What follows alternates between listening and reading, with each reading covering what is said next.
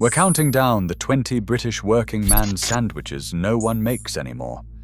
These were the meals that fueled dockers, miners, factory hands, and labourers through long shifts and lean times.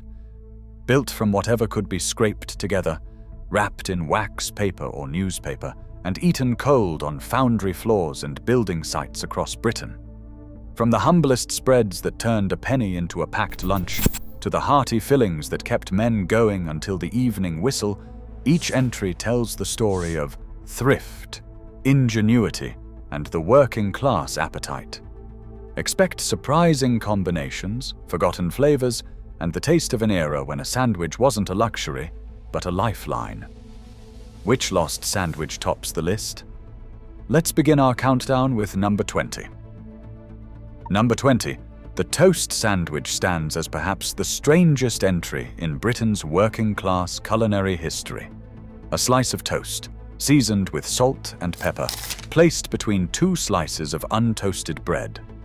It sounds like a joke, yet Mrs. Beeton's Book of Household Management from 1861 recorded it as a practical meal for invalids and those with little else in the larder. By the lean years of the early 20th century, the toast sandwich had migrated from the sickbed to the snap tin, carried by workers who could afford bread but little else to put inside it. The logic was simple. Toast offered texture and warmth, a contrast to the soft bread surrounding it, while costing nothing beyond the fuel to make it. Oral histories from northern mill towns recall fathers wrapping a toast sandwich in brown paper, eating it cold by midday, the toast turned limp but still filling. Mothers defended it as sensible, not shameful. In 2011, the Royal Society of Chemistry revived the recipe, calculating its cost at just 7.5 pence and calling it the cheapest lunch in Britain. It was survival, plain and unembellished, a reminder that hunger could make anything taste like enough. Number 19. The lard sandwich belonged to the harshest edges of British poverty, a meal that existed because sometimes fat was all a family had. Housewives spread white lard, rendered pig fat bought for a few pennies a pound, across thick slices of bread, adding a pinch of salt if the budget allowed. In mining villages and industrial slums of the 1930s and 1940s, lard sandwiches appeared in snap tins when wages ran short and ration books ran dry. Unlike dripping, which carried the savory memory of a roast, lard was neutral, waxy, and bland. Yet it offered calories, the currency of survival for men facing 10-hour shifts underground or in the foundry. Diaries from the era speak without sentiment. Lard again for Tommy's lunch. Better than nothing. Children learned early not to complain. The lard sandwich left no romantic legacy, no fond nostalgia. It was fuel, nothing more, eaten quickly and never mentioned at the table. As prosperity returned and margarine became cheap, lard retreated to the bakery and the chip pan, its brief reign as sandwich filling forgotten. Today, the very idea shocks, but for a generation shaped by scarcity, the lard sandwich was simply what you did when there was nothing else to do. Number 18. The sugar sandwich brought a fleeting sweetness to childhoods shaped by rationing and restraint. 2 slices of bread, spread thinly with margarine, then dusted or heaped with white granulated sugar and pressed together.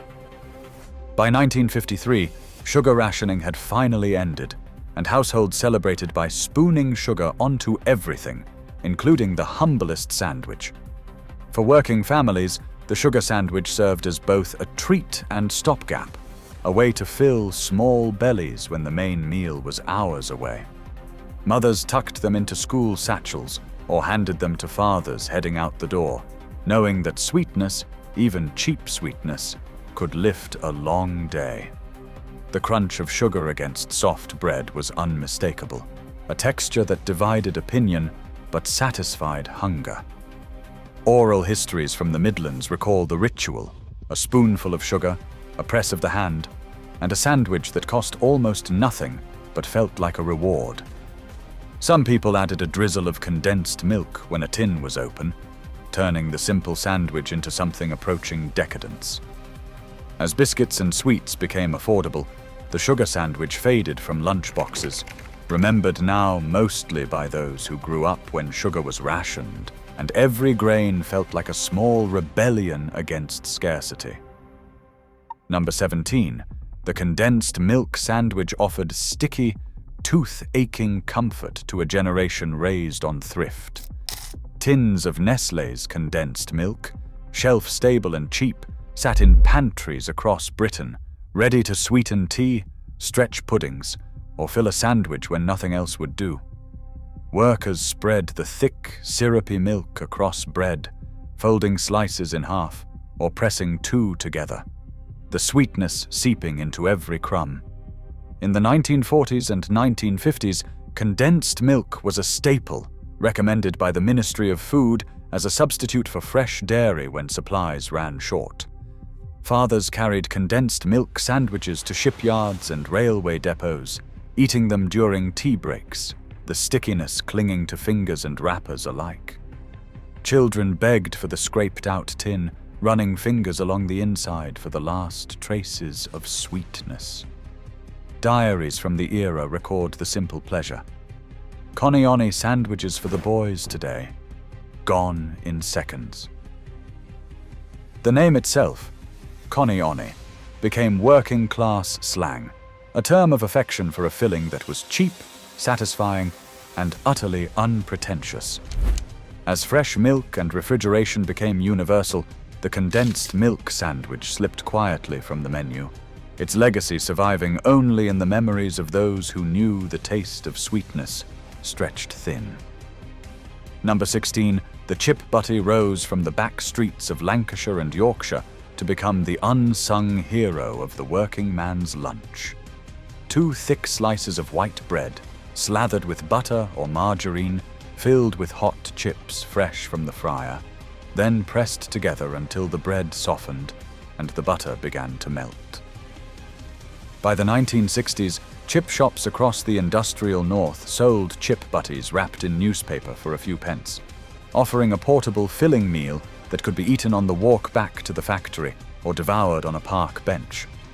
The combination was simple but satisfying, the crisp exterior of the chips giving way to fluffy potato, the bread soaking up residual grease and vinegar. Oral histories recall the Friday ritual, wages in pocket, a stop at the chippy, and a butty eaten standing in the rain. Some added a splash of brown sauce or a shake of salt, but purists insisted the chip butty needed nothing more than good chips and fresh bread. Unlike its southern rivals, the chip butty was never ashamed of its origins. It wore its grease stains proudly, a badge of working-class taste. Today, it lingers on pub menus and in nostalgic cafes, but the chip butty as daily sustenance, fuel for the laborer's long afternoon, has all but disappeared, replaced by meal deals and supermarket wraps. Number 15. The bacon sandwich, known simply as the bacon sarnie, was the undisputed king of the British workingman's morning. Thick-cut rashers fried until the fat rendered and the edges crisped were piled onto slices of white bread spread with butter. The bread softened under the heat, absorbing the bacon's salty juices, while the choice of sauce divided households and workplaces alike. Brown sauce or red? The question sparked debates on factory floors and building sites, loyalties passed down through generations. By the 1950s, bacon remained rationed, but even a few rashers could transform a simple sandwich into something approaching celebration. Oral histories recall the smell drifting through terraced kitchens before dawn, the sizzle that signaled a good start to the day, and the satisfaction of unwrapping a bacon sarnie at the morning tea break, the grease soaking through the paper. For many, it was the reward for rising early, the taste of a wage earned before the sun was fully up. Cafes near dockyards and factory gates made their trade on bacon sandwiches, served with mugs of strong tea to workers queuing in the half-light. As supermarkets filled with pre-packaged alternatives and health advice, turned against the fry-up, the ritual of the homemade bacon sarnie faded from daily life. Yet its memory remains sharp, a reminder of mornings fueled by salt, fat, and the promise of honest work. Number 14. The fried egg sandwich brought the warmth of the stove to the snap tin, a meal that traveled from kitchen to workplace wrapped in wax paper or newspaper. Housewives fried eggs in lard or bacon fat, letting the edges crisp while the yolk stayed soft, then slid them onto buttered bread, pressing a second slice on top to catch the golden runoff. By the early 1950s, eggs were no longer rationed, and families celebrated by eating them in every form, the fried egg sandwich chief among them. Workers carried them to building sites and mills, unwrapping them at midday to find the bread softened and the yolk congealed, but still rich. The taste was simple, eggy, buttery, and faintly greasy, a reminder of the morning kitchen even hours later. Oral histories recall fathers packing their own lunches when mothers were ill or working. The fried egg sandwich, the one thing even the least confident cook could manage. Some added a rasher of bacon or a slice of tomato, but the classic version needed nothing more. It was cheap, filling, and satisfying, a meal that cost pennies but felt like care. As refrigeration improved and pre-made sandwiches filled shop shelves, the fried egg sandwich retreated to the weekend breakfast table, its days as working man's fuel quietly forgotten. Number 13. The crisp sandwich emerged as the playful rebel of the British lunchbox, a combination so simple it barely qualified as cooking, yet so beloved it sparked lifelong loyalties. 2 slices of soft white bread, buttered, filled with a generous handful of crisps, then pressed together until the crisps cracked and settled into the bread. By the 1960s, crisps had become a staple of British snacking, sold in small bags for a few pence at corner shops and works canteens. Workers discovered that adding crisps to a plain sandwich transformed it, the salt and crunch cutting through the blandness of bread and margarine. Flavor debates raged across factory floors. Ready salted for purists, cheese and onion for the adventurous, salt and vinegar for those who liked a bite. Oral histories recall the ritual, the rustle of the crisp packet, the careful layering, and the first satisfying crunch. Children carried crisp sandwiches to school, trading them in playgrounds, while fathers slipped them into snap tins as a reminder that lunch could still be fun. Unlike the dour fillings of leaner years, the crisp sandwich was unashamedly joyful, a small rebellion against the expectation that working-class food should be purely functional. Today, it survives as a guilty pleasure, occasionally mocked but never quite abandoned, a link to the days when a packet of crisps could turn bread into something worth anticipating. Number 12. The fish paste sandwich carried the tang of the sea into lunchboxes across Britain, a filling that divided opinion but filled bellies without complaint. Small glass jars of fish paste, made from pulverized sardines, anchovies, or salmon blended with butter and seasoning, lined the shelves of corner shops and co-ops, costing only a few pence and lasting for days once opened. At home, housewives spread the pink or beige paste thinly across bread, the strong, salty flavor stretching further than any fresh fish could. By the 1950s, fish paste had become a staple of the working-class packed lunch, its convenience outweighing its sometimes questionable taste. The smell was distinctive, unmistakably fishy, lingering on fingers and in lunchboxes long after the sandwich was gone. Children traded fish paste sandwiches reluctantly, while fathers ate them without comment, grateful for protein that required no cooking and no refrigeration. Oral histories recall the ritual of scraping the last traces from the jar, the paste spreading thinner with each passing day until only the faint memory of fish remained. As frozen fish fingers and tinned tuna became affordable, Fish paste retreated from the mainstream, its jars gathering dust on forgotten shelves. Today it survives mostly in nostalgia, a reminder of the ingenuity required to put something, anything, between two slices of bread. Number 11. The potted meat sandwich belonged to the era before refrigeration, when preservation meant the difference between eating and going without. Butchers and factories produced potted meat, finely ground beef, pork, or a mixture of both, seasoned and sealed under a layer of fat to keep it fresh. By the early 20th century, small tins and jars of potted meat sat in pantries across industrial Britain, ready to be spread onto bread for a quick, filling meal. The texture was smooth, almost paste-like, the flavor salty and meaty, with an undertone of spice that varied by brand and region. Workers carried potted meat sandwiches to factories and docks, the filling holding up through long mornings without spoiling. Oral histories recall the distinctive taste, richer than fish paste but less glamorous than fresh meat, a compromise between economy and satisfaction. Mothers defended it as practical, fathers ate it without fuss, and children learned to accept it as part of the weekly rotation. As refrigerators became standard and fresh meat became more affordable, potted meat lost its purpose, its tins replaced by sliced ham and processed cheese. The potted meat sandwich faded from lunchboxes, its memory preserved only in the stories of those who knew the taste of thrift spread thin. Number 10.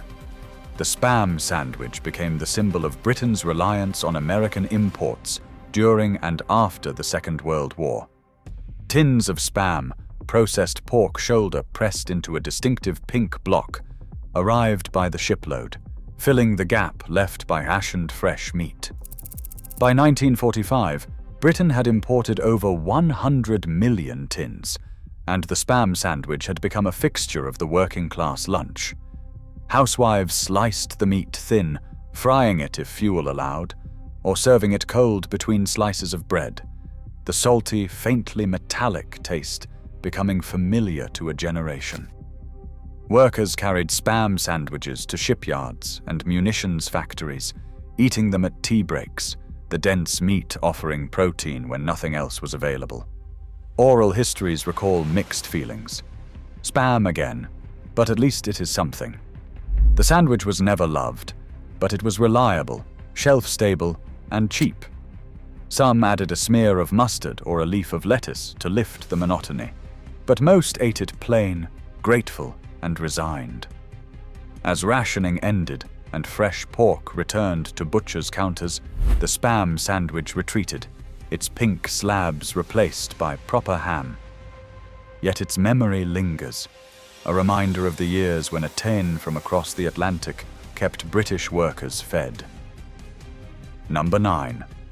The Brawn sandwich brought the old butcher's craft to the working man's lunch, a filling made from the head of a pig, boiled, picked, and set in its own jelly.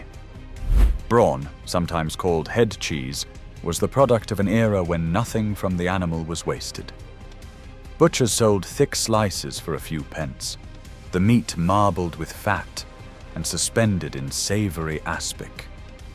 Workers carried Brawn sandwiches to mills and mines, the cold jelly softening against the bread, the flavor rich and porky.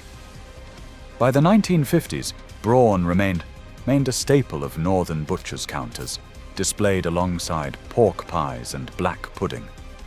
The texture was distinctive, firm yet yielding, the taste a reminder of Sunday's roast stretched into Monday's lunch. Oral histories recall the sight of Brawn being sliced, the butcher's knife cutting through jelly and meat, the portion wrapped in paper and tucked into a basket. Children often refused it, put off by the wobbly appearance, but fathers ate it without complaint, knowing its value.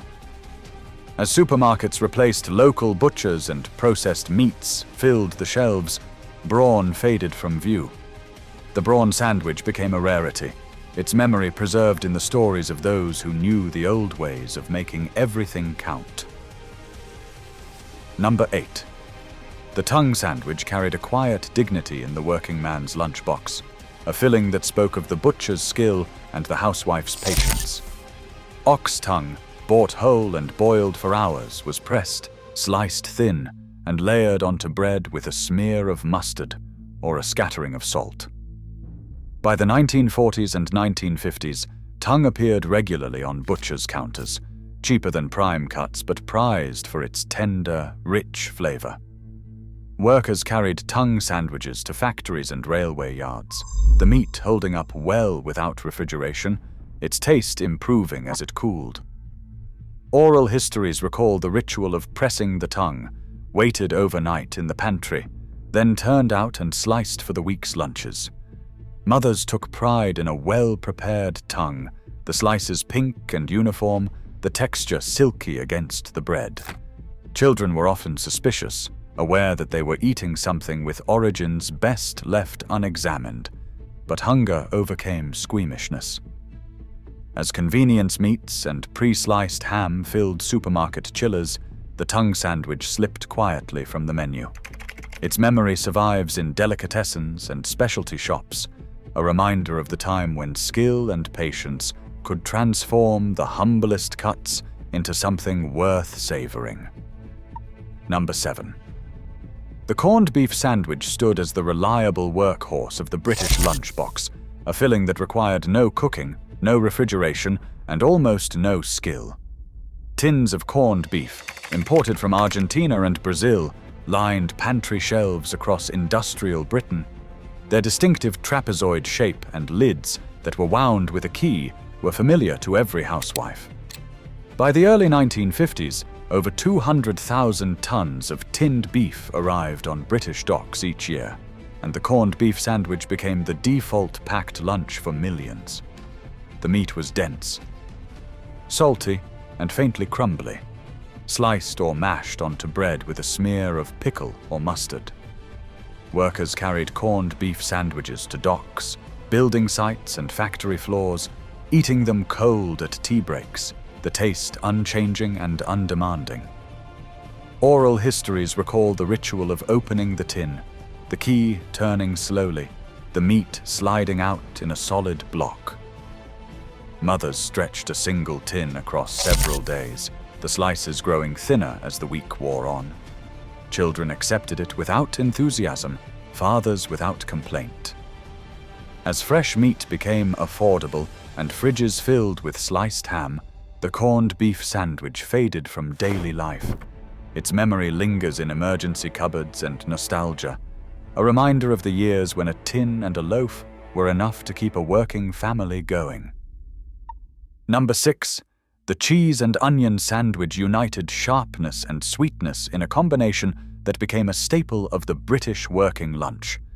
Slices of hard cheddar, the only cheese most families could afford, were layered with rings or slices of raw onion between two pieces of bread spread with butter or margarine. By the 1950s, cheese had finally come off ration, and households celebrated by eating it freely. The cheese and onion sandwich, a favorite of dads heading to the factory and children heading to school. The taste was bold, the sharpness of the cheese cutting through the bite of the onion, the whole thing softened by the bread and fat. Oral histories recall the smell, distinctive and lingering, marking out the cheese and onion eater in any crowded canteen. Some added a shake of salt or a smear of pickle, but the classic version needed nothing more. Workers unwrapped their sandwiches on park benches and loading bays, the combination fueling long afternoons with cheap, honest flavor. As pre-packed sandwiches and processed cheese slices filled supermarket shelves, the homemade cheese and onion faded from lunchboxes. Yet its memory endures, a reminder of the days when a block of cheddar, an onion, and a loaf of bread could feed a family through the working week. Number 5. The dripping sandwich carried the memory of Sunday's roast into Monday's lunchbox, a filling born from the thrift that defined working-class kitchens. After the joint was carved and the plates cleared, housewives poured the pan drippings into a bowl, letting the fat cool and solidify overnight. The next morning, thick slices of bread were spread with the pale, congealed dripping, the underneath layer rich with the dark, savory jelly that had settled at the bottom. By the early 1950s, a 2-pound loaf cost just 11 pence, and dripping was free, making the combination the cheapest hot meal memory a worker could carry. The taste was unmistakable, salty and meaty, the fat melting slightly against the fresh bread, the jelly adding depth that margarine could never match. Oral histories recall fathers wrapping dripping sandwiches in newspaper, eating them cold on building sites and in railway signal boxes. The taste a reminder of home even miles from the kitchen. Children fought for the bowl's scrapings, while mothers rationed the precious fat across the week. As vegetable oils and spreads replaced animal fats, the dripping sandwich faded from daily life. Its memory persists in the stories of a generation for whom waste was unthinkable, and every last drop of the roast was honored. Number 4. The black pudding sandwich brought the iron tang of the abattoir to the working man's lunch, a filling that was as much about survival as sustenance. Black pudding, made from pig's blood, oatmeal, and fat, was sliced thick and fried until the skin crisped and the inside softened, then pressed between slices of bread spread with butter. By the 1950s, black pudding remained cheap and plentiful, sold by butchers across Lancashire, Yorkshire, and the Midlands for a few pence a length. Workers carried black pudding sandwiches to factories and foundries, the filling rich, savory, and dense enough to quiet the hungriest stomach. Oral histories recall the smell of frying blood pudding drifting through terraced streets before dawn, the taste mingling with the memory of strong tea and cold mornings. Some added a smear of brown sauce or a fried egg, but the classic version needed only the pudding itself, its flavor bold enough to stand alone. Children were often squeamish, aware of the main ingredient, but hunger overcame hesitation. As squeamishness grew and supermarkets favored blander fare, the black pudding sandwich retreated to market stalls and specialist cafes. Its memory endures in the north, a reminder of the days when nothing from the pig was wasted, and breakfast could see a man through until tea. Number 3. The Bovril sandwich became the warming heart of the working man's winter lunch, a filling that promised strength and heat when both were in short supply. Bovril, the thick, salty beef extract sold in distinctive brown jars, was spread thinly across bread, its intense, meaty flavor punching far above its weight. By the early 20th century, Bovril had become a fixture of British pantries, marketed as a restorative for workers, soldiers, and anyone facing the cold. The sandwich was simple but effective, the sharp, almost yeasty taste cutting through the blandness of bread, the aroma unmistakable and oddly comforting. Workers carried Bovril sandwiches to night shifts and early mornings, the filling requiring no cooking and keeping well in a snap tin. Oral histories recall the ritual of scraping the jar, the dark paste spreading thin but flavorful, a little going a long way. Mothers defended Bovril as practical, fathers ate it without question, and children either loved it or fled from the smell. As convenience foods multiplied and fresh fillings became affordable, the Bovril sandwich faded from lunchboxes, its jars relegated to making hot drinks rather than sandwiches. Yet its memory lingers, a reminder of the days when a penny's worth of beef extract could make bread taste like a meal. Number 2. The Tripe sandwich tested the limits of working-class pragmatism. It was a filling that was cheap, plentiful, and utterly uncompromising. Tripe, the honeycomb lining of a cow's stomach, was boiled until tender, sliced thin, and layered onto bread with a shake of salt and perhaps a splash of vinegar. By the 1950s, tripe remained a staple of northern butchers' counters, sold for a few pence a pound to housewives who knew how to stretch every shilling. The tripe sandwich was not for the faint-hearted. The texture was soft, almost gelatinous, the flavor mild but unmistakably awful. Workers carried tripe sandwiches to mills and factories across Lancashire and Yorkshire, eating them cold at midday, the pale filling pressing against the bread. Oral histories recall mixed feelings. You did not complain. It was food, and it was cheap.